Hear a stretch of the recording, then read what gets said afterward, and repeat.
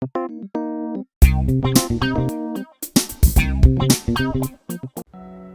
പ്രിയ ലൈറ്റ്സിലേക്ക് എല്ലാവർക്കും വീണ്ടും സ്വാഗതം. ഇന്നത്തെ നമ്മുടെ റെസിപ്പി ചക്ക ഉണ്ണിയപ്പമാണ്. ആദ്യം ഞാൻ 1 കപ്പ് ശർക്കര ഒന്ന് ഉരുക്കിയെടുക്കുന്നുണ്ട്.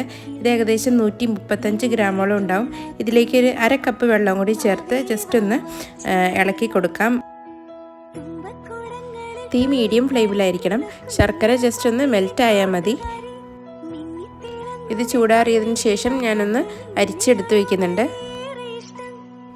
ഞാനിന്ന് ചക്ക വരട്ടിയത് ഉപയോഗിച്ചിട്ടാണ് ഉണ്ണിയപ്പം ഉണ്ടാക്കാൻ പോകുന്നത്. നിങ്ങളുടെ കയ്യിൽ ഫ്രഷ് ചക്ക ഉണ്ടെങ്കിൽ അത് ഉപയോഗിച്ചാലും മതി. ഞാനിപ്പോൾ 1 കപ്പ് ചക്ക വരട്ടിയത് എടുത്ത് ഒരു മിക്സിയുടെ ജാറിലേക്ക് ഇട്ട് 1 കപ്പോളം വെള്ളം കൂടി ചേർത്ത് ഒന്ന് അരച്ചെടുത്തിട്ടുണ്ട്. ഇതിനി ഒരു ബൗളിലേക്ക് മാറ്റുന്നുണ്ട്. ഇനി ഇതിലേക്ക് 1 കപ്പ് അരിപ്പൊടി ചേർക്കുന്നുണ്ട്, 1/4 കപ്പ് ഗോതമ്പ് പൊടി, 1/4 ടീസ്പൂൺ ബേക്കിംഗ് സോഡ, 1/4 ടീസ്പൂൺ ഉപ്പ്, 1/4 ടീസ്പൂൺ ജീരകം പൊടിച്ചത്, 1/2 ടീസ്പൂൺ ഏലക്കാപ്പൊടി. ഇത്രയും ചേർത്ത് നന്നായിട്ടൊന്ന് മിക്സ് ചെയ്യാം.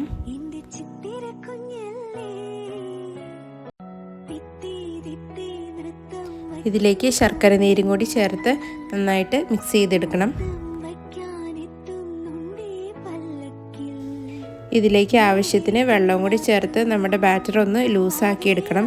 നമുക്ക് സ്പൂൺ വെച്ചിട്ട് കോരി ഒഴിക്കാൻ പറ്റണം. ഈ ഒരു കൺസിസ്റ്റൻസിയാണ് വേണ്ടത്.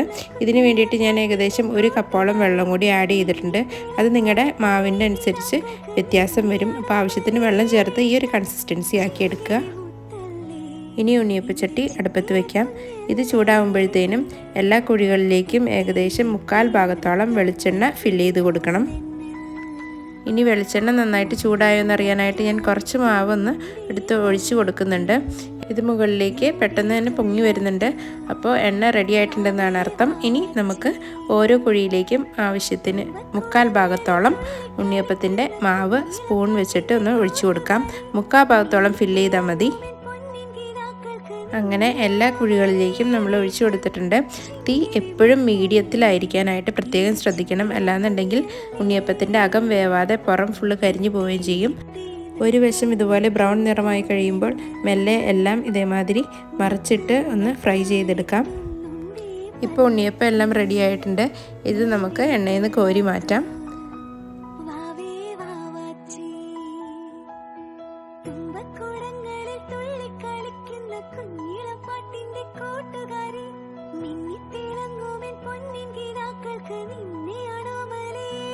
അപ്പോൾ നമ്മുടെ ചക്ക ഉണ്ണിയപ്പം ഇവിടെ റെഡി ആയിട്ടുണ്ട്. ഇൻസ്റ്റൻ്റ് ആയിട്ട് ഉണ്ടാക്കിയെടുക്കാൻ പറ്റുന്ന റെസിപ്പിയാണ്. മാവ് പൊങ്ങാനൊന്നും വെക്കേണ്ട കാര്യമില്ല. നല്ല അടിപൊളി ടേസ്റ്റാണ്. ഇതിൻ്റെ ഉള്ളിൽ നല്ല സോഫ്റ്റാണ്, പുറം ക്രിസ്പിയുമാണ്. ഇത് എത്ര നേരം കഴിഞ്ഞാലും ചൂടാറി കഴിഞ്ഞാലും ഇത് നല്ല സോഫ്റ്റ് ആയിരിക്കും ഉണ്ണിയപ്പം കഴിക്കാനായിട്ട്. അപ്പോൾ എല്ലാവരും ട്രൈ ചെയ്ത് നോക്കണം. ഈ റെസിപ്പി ഇഷ്ടപ്പെടുകയാണെങ്കിൽ ലൈക്ക് ചെയ്യാനും ഷെയർ ചെയ്യാനും സബ്സ്ക്രൈബ് ചെയ്യാനും മറക്കരുത്. അപ്പോൾ ഇനി അടുത്ത വീഡിയോയിൽ കാണാം. ടാറ്റാ.